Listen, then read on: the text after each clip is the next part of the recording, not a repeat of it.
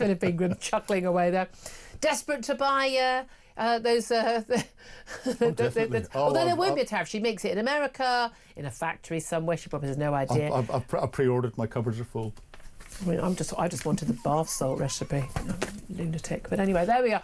Look, let's talk about this tariff. I want to go on to other topics because there's so much more I want to talk about today. But this is the biggest story. It's a big economic story. It's a big political story. First of all, is there method in the madness? Does Donald Trump have a big plan? Is this amazing game of 4D chess that we hear so much about? He's a businessman. He understands these things. This is about helping the people of America. This is about making America great again, wealthy again. Is there a plan? No. Okay, moving on. How can you be sure about that? A couple of things. I was talking to a senior US diplomat a few days ago, and he turned around and said that all the decision making, everything goes through Donald Trump. He makes his mind up. He gets advice from those underneath. He doesn't always listen to it, but everything that comes out is his design, full stop. Which is why very much, not only did other countries not know what the tariffs would likely to be on them, everyone was waiting with bated breath before that first big sign was held up with the numbers. And I don't know about you, I was squinting at the TV going, my eyesight's not so good. What does it say for UK? What does it say for UK? But apparently no one in the White House knew either. Yeah, and the second thing, if your attention to detail, and there's going to be second, third and fourth order implications of this, and if you can't get your first detail right, then you won't have thought through the rest. And if you're putting 10% tariffs on the herd in McDonnell Islands, where there isn't a single person, and we still haven't had... It's a tiny island between Australia and Antarctica. Well, it's not even close to Australia, but it's just north of Antarctica. But we haven't even had a formal comment from the head of the penguin colony, because there are only penguins that are inhabited there. There are two active volcanoes. Yeah, there are two active volcanoes and no human beings. But he's slapped tariffs on this island. 10% tariff on it. Yeah, it's all a bit bizarre. Although it was interesting, wasn't it, that Russia wasn't mentioned. Ukraine has tariffs, by the way. Russia wasn't mentioned, but then there are economic sanctions on Russia, and there's pretty much zero trade between Russia and America anyway. I think it was only about $1 billion anyway. Europe was much harder hit by those sanctions in the first place. But this is the thing. A lot of people are saying that this is what he's doing. He's trying to bring jobs back to America.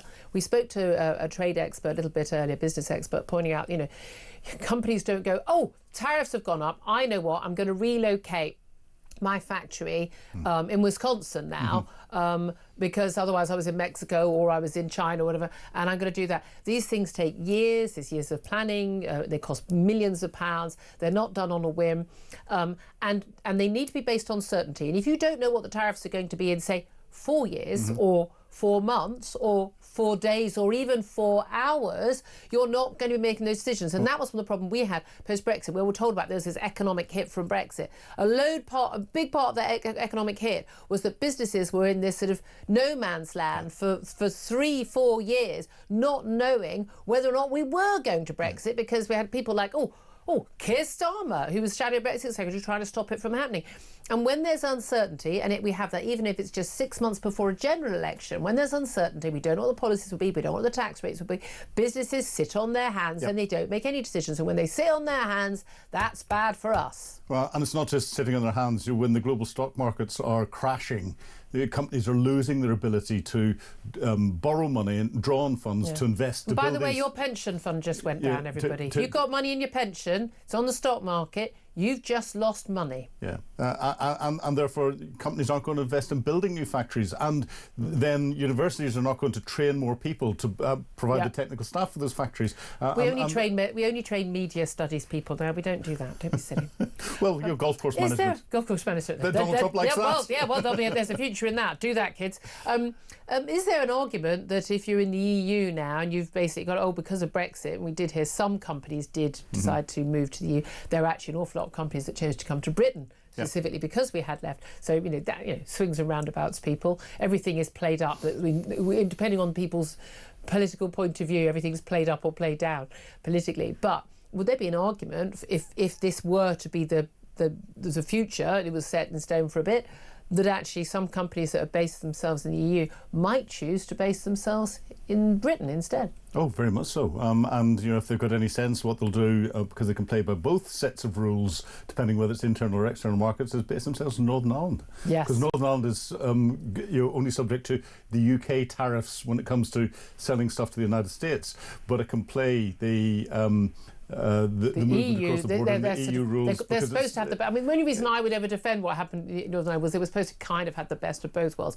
I didn't like it. It's got the worst of both worlds, but this gives an opportunity to turn it into the best of both worlds. Yeah, exactly, as it's turned out. Well, I'd love to hear your thoughts on this. Where are you on this? And a lot of people are saying, no, we need a leader like Donald Trump who would do this for us. There will be an economic cost to American consumers. I mean, we did have a call earlier, someone pointing out, look, the people who are buying are top of the range. Rolls Royces and Bentleys and things. These are not people who are going to be bothered by the price going up here or there. I mean, I think a lot of those people still will be bothered. But the point is that those tariffs are across the board in America for everything coming into the country, minimum 10% extra tariff. And those tariffs, when he says they're reciprocal, Donald Trump, they're not. We had an average of 1.3% tariff on the US, and now we're being hit with 10%. In no way is that equal and fair, level playing field. But we hit back, he's just going to put them up. And we're just going, if we hit back, if Keir Starmer today announces, well, we're going to have 10% tariffs on US goods, all that will do is put prices up for us here in the UK. But also it'll hit jobs. And here's a classic one where you're selling a Boeing aircraft somewhere in the world. People have got a choice of a Pratt & Whitney engine or a Boeing or a Rolls-Royce engine. The Rolls-Royce engine is going to come with a 10% tariff out of Rugby. The Pratt & Whitney engines made in the United States, no tariff whatsoever. You can buy the aircraft much cheaper. So you're going to do that. You can buy the spares much cheaper to maintain it. And the United States sells more Boeing aircraft with US engines in it. That means Rolls-Royce Rugby, their aero engines, is going to start losing jobs because it's not getting the orders. Yeah. One of my concerns, I raised it with the former head of the British Army, Lord Dannett. We were speaking to him about the Chagos Island deal yesterday, and I asked him whether he was concerned about the risk of an economic war, a trade war, turning into something more like a real war, a military war, because we use economic power to wield diplomatic power, to wield military power as well. I mean, you can't be a strong economy. You can't be a strong military without a strong economy. We know one of the reasons for these sanctions on Russia is over trying to stranglehold the economy there, in terms of their ability to fight in Ukraine and to punish them. This could kind of be the other way around. Is there a worry that a lot of the bad feeling being engendered by these tariffs, the breakdown of trading relations, the breakdown of diplomatic relations, that could lead in a few years' time, it could spiral downwards into a breakdown of good relations between countries which until a few months ago considered themselves friends and allies, not foes. Are you worried that we could have I know people are saying, well, we need a breakdown of the world economic order. Well, question mark over that, but do we need a breakdown of the world diplomatic order? I would say absolutely not. That's one of the second or third order implications, and the threat isn't a few years away. The threat is much quicker than with that. With Ukraine and Russia, with Taiwan and China. I think it's China in particular. The huge tariffs that are on there, because as soon as a country feels that it's going to be impacted economically by what's going on, if it feels that it can fight back either through a trade war, then they'll try that. But if that doesn't work, you have to remember the military is not something that does wars in isolation. It is diplomacy by other means, and therefore starting a fighting war is diplomacy. And if China thought that they could create greater economic impact on the United States by invading Taiwan and taking Taiwan by force, which Xi Jinping has already said he's willing to do, he's preparing for it now, then he might decide that instead of having a tariff war, I'm just going to do this, and the repercussions... This is perfectly within the realms of probability, isn't it? 100%. And that would deflect from domestic issues. And a lot of people point out that Donald Trump, throws his grenade in when the smoke clears, and he's a Mr. Disruptor, and that's power, and speeding up those trade negotiations. And I can see the argument for that, but there is also a huge risk to that. Massive risk with it. And this is where I don't think, again, going back to, I said tongue-in-cheek, the Harold Macdonald Islands, if you're missing out that level of detail at the surface, at what you're announcing publicly, then and you won't also, if you're claiming that VAT in the UK is a tariff when it's a sales tax, just shows such a lack of understanding. An awful lot of the numbers that he gives in his speeches are completely made up. About American costs of funding the war in Ukraine. I mean, he trebles that routinely. Yeah. But he uses a different number all the time. It's fascinating how often you see these numbers, whether he's echoing numbers he's seen on social media or social media is echoing what he says. But again, you can have your own opinions, but you don't get to choose your own facts. I mean, there are different ways in facts can be interpreted. I get that, but there are some things that are just facts. How much has been spent? Was it a loan or was it real money? And a lot of the stuff he said yesterday was just completely plucked from thin air. It really, really was. Let's also talk about something that's not been plucked from thin air, and that is those savings that DOGE has made, the Department of Government Efficiency, headed by Elon Musk, not a formally member of the government, sits in cabinet. I love all the Democrats. Quango is getting, not well, yes, they get in a complete state about that. Even though Jill Biden, was just the first lady, and she chaired cabinet sometimes. Yeah. Of course, Joe Biden was never in a fit state to do it.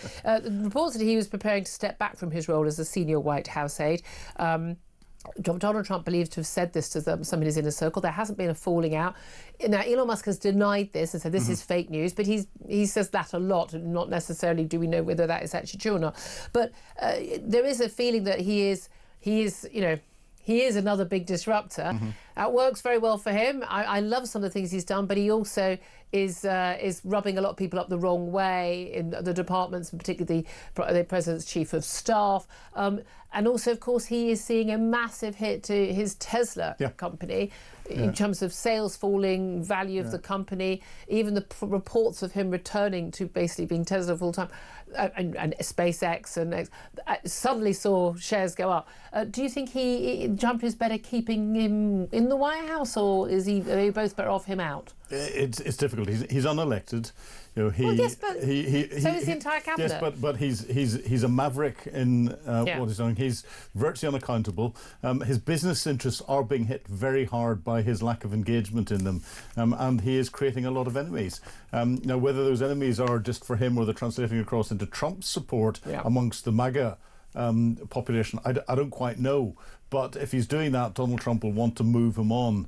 I was surprised that he gave him so much overt power, and maybe it's all because he didn't wear a suit in the Oval Office when he had a sun on his head. We know what Donald Trump's like with suits in the Oval Office. He feels terribly strongly about that, does he not? I just don't bring your kids to work. It's just, I think it's very, very, very bizarre. I like a lot of the stuff he's doing, but I can understand he would rub a lot of people up the wrong way, and also these blanket cuts. I like the idea of actually saying, let's assume it's cut. And we'll decide what to bring back in, but big concerns for a lot of people that actually you can cut that aid project and that aid project, but don't cut the stuff that's actually saving lives. So I understand that concern there. Yeah, but if you look at everything that the Americans are doing with the tariffs, with dealing with global conflict, with what DOGE is doing, any one of those projects would be a major project for a well-established and experienced government. Trump doesn't have a well-established and experienced government. But actually that's part of why they can do it. Yeah. That is part of why they can do it. I'd love to have some more of that here. And we ain't going to get it. We're not going to get it. But there we are. I just want to get to another topic before we go to a break, and we're going to get to your calls. Love to hear your thoughts. 0344 499 1000, as you know, on all the topics we talk about, but particularly on US tariffs as well. But breaking news we had today that 2 men have been arrested on suspicion of terrorism offences. This is part of an investigation by the Met's Counter-terrorism command. 39-year-old man was arrested, and a 35-year-old man, both at addresses in London, on suspicion of being members of a prescribed organisation, Hezbollah in particular. And the focused on their activity overseas as well as activity here. They said there's no imminent threat to the public, but one of the men being charged with preparation for acts of terrorism and involved in funding of terrorism. Now, I'd like more of these arrests, please. I'd like more arrests of people who are bigging up Hamas on our streets openly in front of police officers. But there we are. Although we're going to do a little bit later a story about Met police cuts, so we're not quite sure we're going to do that with fewer officers.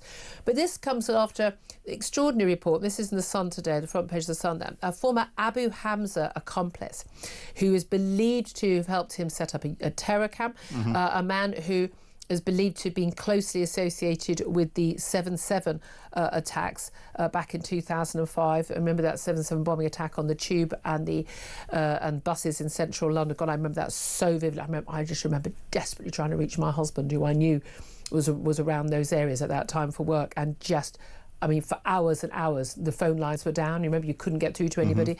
It left 52 people dead and more than 800 injured, many absolutely life-changing, horrific injuries on those tubes and buses that were blown up. But this man is going to be freed on our streets. I mean, this is just extraordinary. His name is Aswat. He has spent the last 2 years in a UK psychiatric hospital. He's going to return to Batley in West Yorkshire. And absolutely extraordinarily, this man... he apparently has a schizoaffective disorder. He's been held by in this UK psychiatric hospital. He has told a psychiatrist, "I am a terrorist." He said this to a British psychiatrist while he was imprisoned in the US in 2022. He said, "I am a terrorist," and he said he wanted to kill Jews, Christians and Muslim enemies. He trained at a camp in Afghanistan. I mean, he's just been so closely linked. Deported to the UK and held under a US arrest warrant. But he's going to be allowed out of this country, out of detention, and he's going to be able to walk freely on our streets, even though he says he is a risk and the police and the authorities accept he is still a risk. This is madness, is it not? It is madness. Now, what we don't know is, as soon as he's released from his hospital care, because he's in hospital, and therefore he doesn't come under the Terrorism Offenders Act, which forces convicted terrorists in this country to spend 2/3 of their time before they're assessed by a rather large parole board. It's the 70-man parole board. He seems to fall through the cracks in this, but you can guarantee that, as exemplified by the two arrests that have just happened, counter-terror police and the security services will be watching and will have done their homework behind closed doors. There are over 900 people, 900 active investigations into 3,000 people today that they're carrying out. So we're going to spend an absolute fortune having round-the-clock surveillance of this man, who we know is a threat, we know is a risk. It's insane. If he stays in the streets, if they find anything that's in the background, they may arrest him as soon as he's released from hospital. They can't say they're going to do that now. They can't do that now. But if they find anything where there's a threat and they can pin it on him, I suspect that he will be, as he walks out of hospital, rearrested under the Terrorism Act and potentially then taken away to be prosecuted. I hope that's what happens. Utterly mad. I mean, he's been all around the world. I mean, he was deported to the UK and held under US arrest warrant, and now we're stuck with him. This is one of my things about Shamima Begum. I think she's our problem. British news. She keeps she reneged her passport. I think she's our problem. Shouldn't be a serious problem. But I'd only have her back in this country if she was behind bars for the rest of her life. The trouble is... End of. And she wouldn't be.